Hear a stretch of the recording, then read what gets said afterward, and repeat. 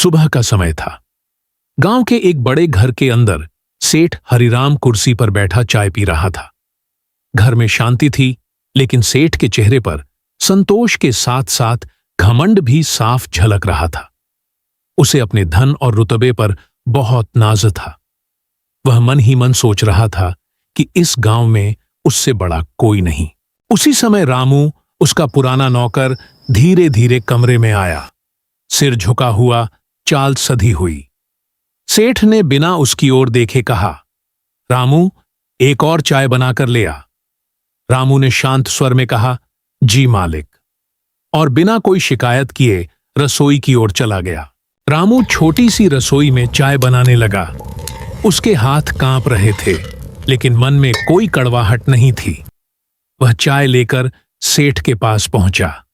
सेठ ने चाय की चुस्की ली और गुस्से में बोला, इतनी ठंडी चाय, तू कभी ढंग से काम नहीं कर सकता।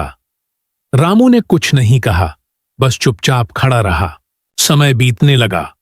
सेठ का कारोबार धीरे धीरे घाटे में जाने लगा। बाजार में उसका सामान बिकना कम हो गया।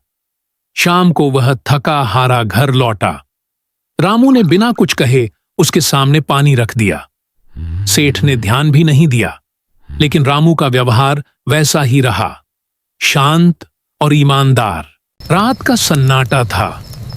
अचानक शोर मच गया।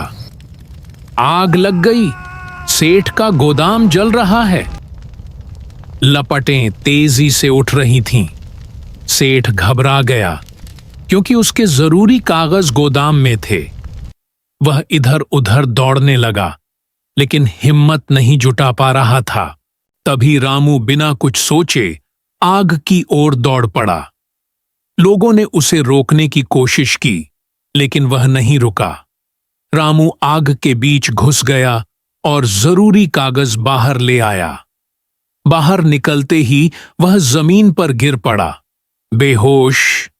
सेठ यह देखकर स्तब्ध रह गया। रामू को तुरंत अस्पताल ले जाया गया।